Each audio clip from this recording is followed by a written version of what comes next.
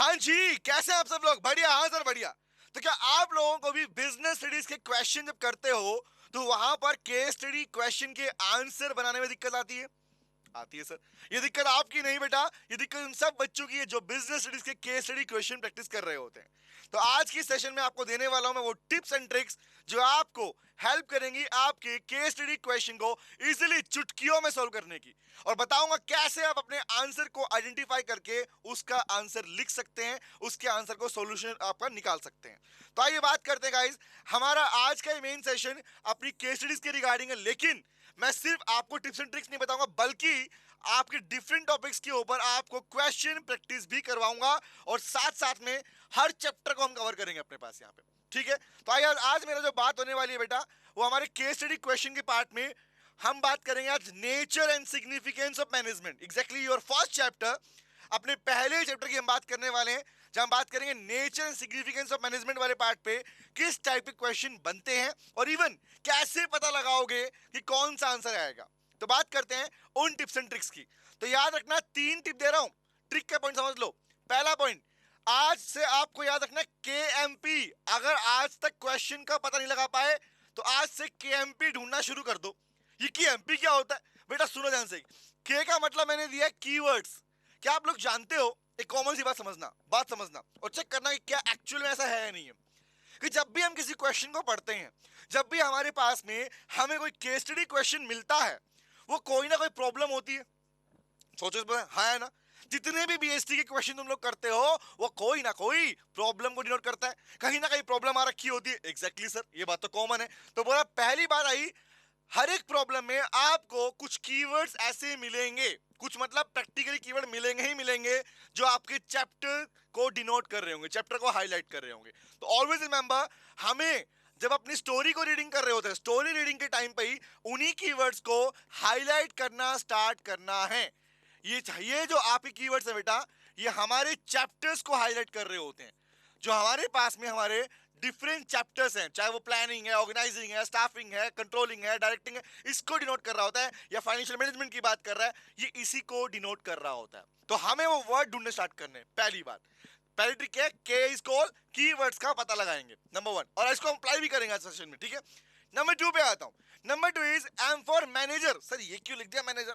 एक बात बताओ यार, जितने भी क्वेश्चन है तो कॉमन चीज निकाल रहे हैं, ट्रिक। देखो, ट्रिक का मतलब होता है ऐसी ट्रिक जो सभी क्वेश्चन पर एप्लीकेबल हो, है ना? तो वही हम बात कर रहे हैं। तो एम फॉर मैनेजर क्या है, अब बात समझना।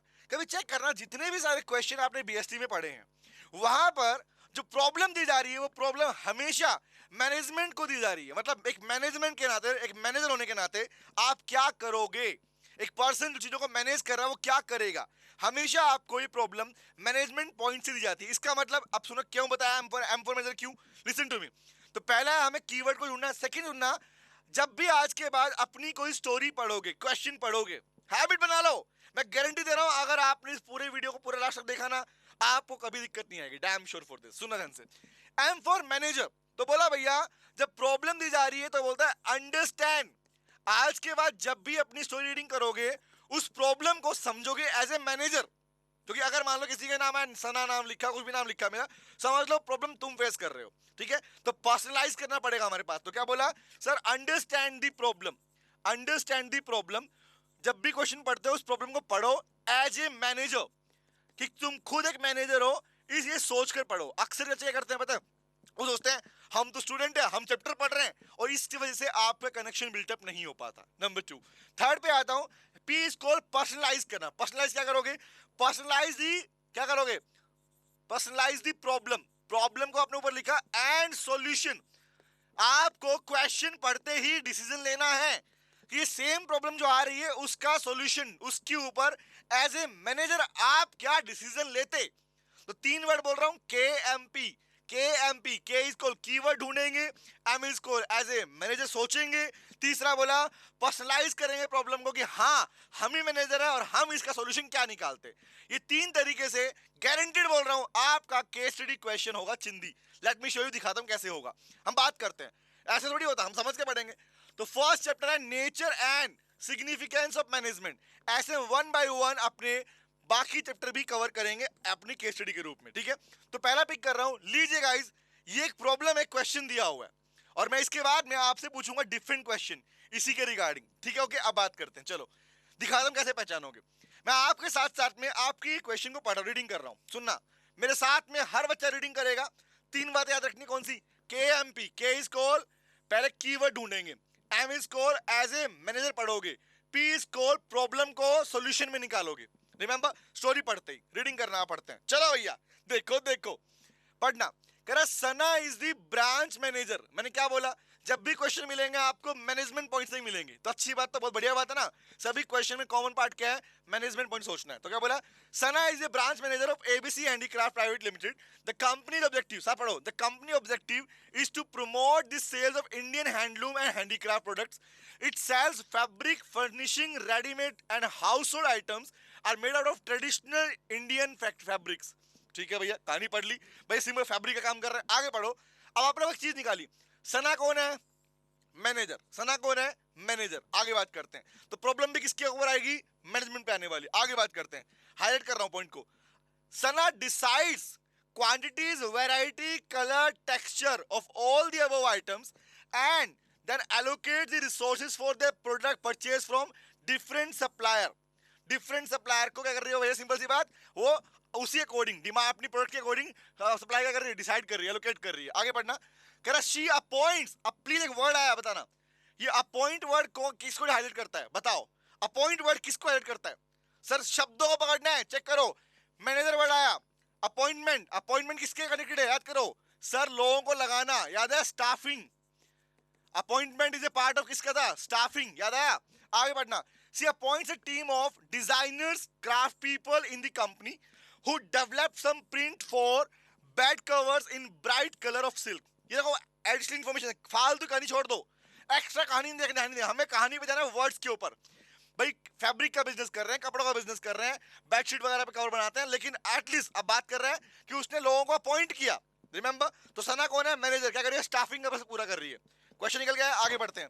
कह रहा है sir, although the product looked very attractive and impressive, मैं साथ साथ पढ़ रहा हूं, पढ़ते रहना। कह रहा they were relatively expensive on the front of affordability for an average customer. जो सामान वो बना रहे हैं वो एक एवरेज कस्टमर के लिए नहीं है, क्या है? कहीं ना कहीं एक्सपेंसिव पार्ट है। रिमेंबर, आगे पढ़ना। कह रहा Sana suggest that they should keep the silk bed covers for special festive occasion. जो बना रहे हैं एक्सपेंसिव वाला पार्ट किसके रखेंगे? वो फेस्टिव ओकेजन के रखेंगे। आगे पढ़ना। And offer the cotton bed covers on a regular basis to keep cost under control. Word है कौन सा? cost under control। बताओ ये कंट्रोल वर्ड किसको हाईलाइट करता है? मैंने बोला ना, हर एक पार्ट में आपको कुछ शब्द ऐसे मिलेंगे जो आप किसी किसी चैप्टर को हाईलाइट करेंगे। S for staffing, C for controlling. दो वर्ड यहां पर आ गए मेरे लाल, दो वर्ड यहां पर आ गए। अब चेक करो, मैंने स्पीडली रीडिंग किया आपको स्टोरी को, ठीक है? अब आप सोचो, जब आपने कहानी पढ़ी थी तो आपके सामने भी कुछ शब्द निकल के आए होंगे, निकल के आए होंगे। Sir objective is a word. हाँ सर, हर बार पढ़ते हैं, गोल ओरिएंटेड वाले पार्ट पढ़ते हैं। ऑब्जेक्टिव क्या है? सिंपल सी बात। दूसरी बात, अपॉइंटमेंट वर्ड आया है स्टाफिंग के लिए, कंट्रोलिंग वर्ड आया किसके लिए? कंट्रोल के लिए। तो अब क्वेश्चन पूछूं, ये पूरी कहानी बताएगी ये करने वाले। अब आगे पढ़ना, अब पढ़ो क्वेश्चन, अब पढ़ना क्वेश्चन, रिप्लाई करना, सोचना आंसर क्या आएगा। क्वेश्चन नंबर 1 कहता है मेरे लाल, सुनना, ध्यान सुनना बात को, रिप्लाई आप लोग करोगे मुझे, और तुम्हें लगता है नहीं रिप्लाई कुछ और आना चाहिए तो मुझे कमेंट बॉक्स में जरूर बताना कि इसका रिप्लाई ये नहीं, ये आना चाहिए था, ठीक है? आओ बताता हूं, चेक करना। कह रहा है सर क्वेश्चन नंबर 1 कह रहा है शी अपॉइंट, शी कौन है यहाँ पे? Sana. She appoints a team of designer and craft people in the company who developed some print for the bed covers in the bright color silk. क्या किया? Check करना। उसने इसी लाइन को, उसने इसी पैराग्राफ की लाइन को उठा के आपसे क्वेश्चन पूछा, तो चेक करना उसने पूछा क्या। आगे पढ़ना। कह रहा है sir which function of management is highlighted in this context? बताओ, नहीं सोचना एक बार, अगर इसका ऑप्शन नहीं दिया होता या अगर ये क्वेश्चन हमें सब्जेक्टिव में दिया होता, सब्जेक्टिव मिलता, तब भी हम इसका आंसर किसको डिफाइन करते? ये पर्टिकुलर लाइन कौन से फंक्शन को डिफाइन करती है? मैनेजमेंट के 5 फंक्शंस हैं, इन पांचों फंक्शन में planning, organizing, staffing, directing, controlling किसको डिफाइन करता है? सर अब पढ़ना, अपॉइंटमेंट वर्ड किसको हाईलाइट करता था? चेक करें ऑप्शन में, अब दिखाता हूं। पहला कंट्रोलिंग, स्टाफिंग, प्लानिंग, डायरेक्टिंग। बताओ, रट्टा मारना पड़ेगा तुमको या तुम्हें लाइन पढ़ते ही तुमने अपने वर्ड को निकाल लिया था? तो की वर्ड निकाल लिया, एज ए मैनेजर पढ़ लिया और क्या कर लिया? आपने पर्सनलाइज कर लिया। तो केएमपी से क्या निकला? आंसर क्या है? Staffing is the right answer. ठीक है, समझ में आया? अगला प्रश्न इसी कहानी के ऊपर, चलो क्वेश्चन करा पढ़ना। Question number 2, in the above case, जो कि अभी कहानी थी, company objective is to promote the sales of Indian handloom and handicraft. Company का मेन ऑब्जेक्टिव क्या था? प्रमोट करना, आगे बढ़ना। आगे बढ़ाओ, अब बताओ द अबोव लाइन, जो ये लाइन लिखी हुई है, ये focus on which feature of management? तो मैनेजमेंट के फीचर पढ़े ना हम लोगों ने? पढ़े हैं सर। तो मैनेजमेंट का कौन सा फीचर यहां पर हाईलाइट हो रहा है? चेक करें, आओ दिखाता हूं। पहला बोल रहा है management is an intangible force. कहीं कनेक्शन बिल्डअप हो रहा है? नहीं हो रहा। आपको अपने बुक में नहीं घुसना, आपको रियल प्रॉब्लम को हाईलाइट करना है, उसका आंसर देना है। प्रॉब्लम कर रहा है, ऑब्जेक्टिव की बात कर रहा है, आगे पढ़ना। कह रहा है management is a goal oriented process. Number 2, तीसरा management is persuasive in nature, universal in nature की बात कर रहा है। Third, management is continuous process. सोच के बताओ, इंटेंजिबल है, गोल ओरिएंटेड है, परसुएसिव है या कंटिन्यूअस है? टेल मी, सोचो।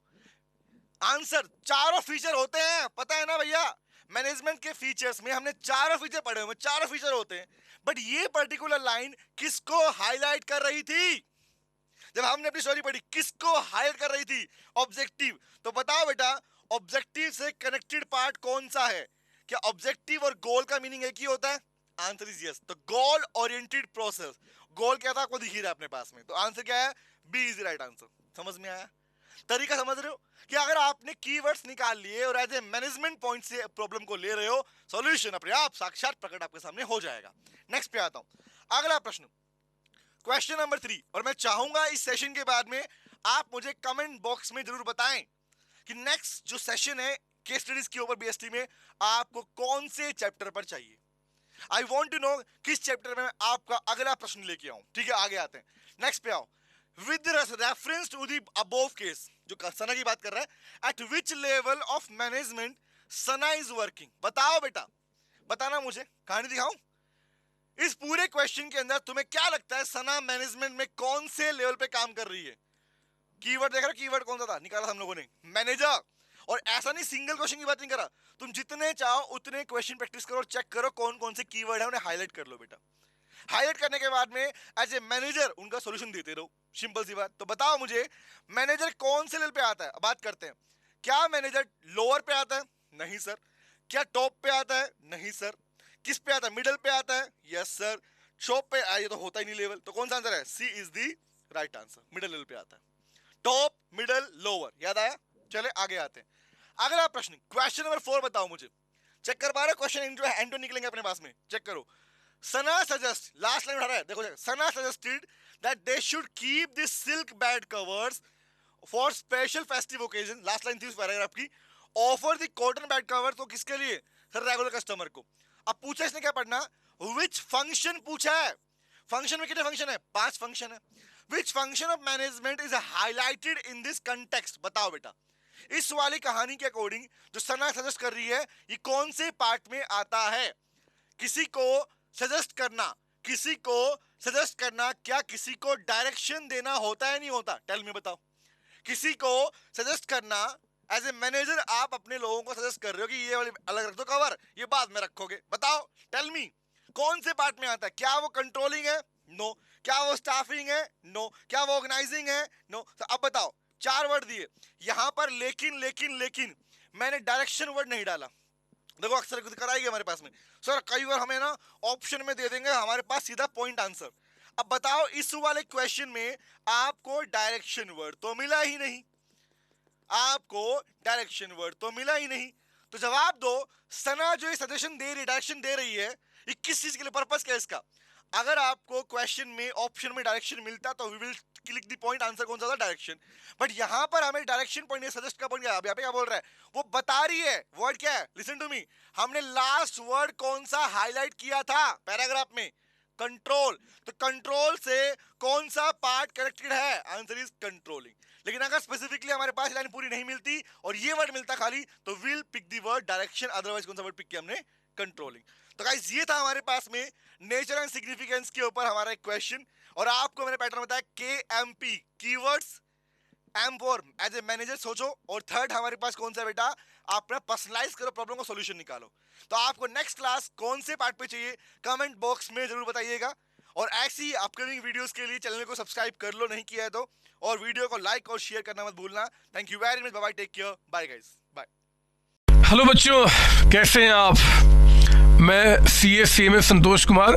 मैंने और मेरी टीम ने डिसाइड किया कि जो क्वालिटी एजुकेशन मैं और मेरी टीम एक पर्टिकुलर एरिया में प्रोवाइड कर रहे हैं, उसको पूरे देश में क्यों न फैलाया जाए at the reasonable cost, under the brand name of COC education private limited. मेरे बच्चों, इस सक्सेस को हमने पाया, कॉमर्स के स्टूडेंट्स किसी भी कोर्स के हो, वो पूरे ऑल ओवर इंडिया में बैठ के हमारे कोर्सेज से बेनिफिट ले रहे हैं या ले चुके हैं। हमें जो दूसरों से अलग करता है वो है हमारा डेली डाउट सेशन। हमारा जो एकेडमिक इंस्ट्रक्टर टीम है, आपके कॉन्टिन्यूस आपके ग्रोथ पे वो नजर बनाए रखता है और आपको कॉन्टिन्यूस बेसिस पे मोटिवेट करना आपको स्टडी के लिए।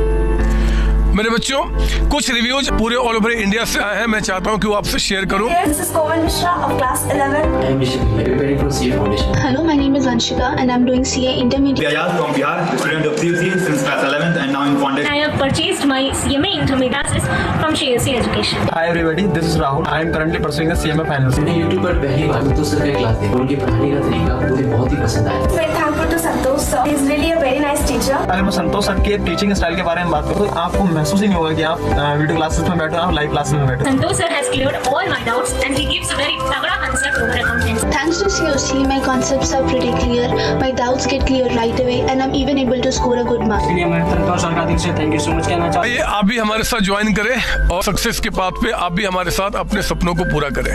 थैंक यू बच्चों।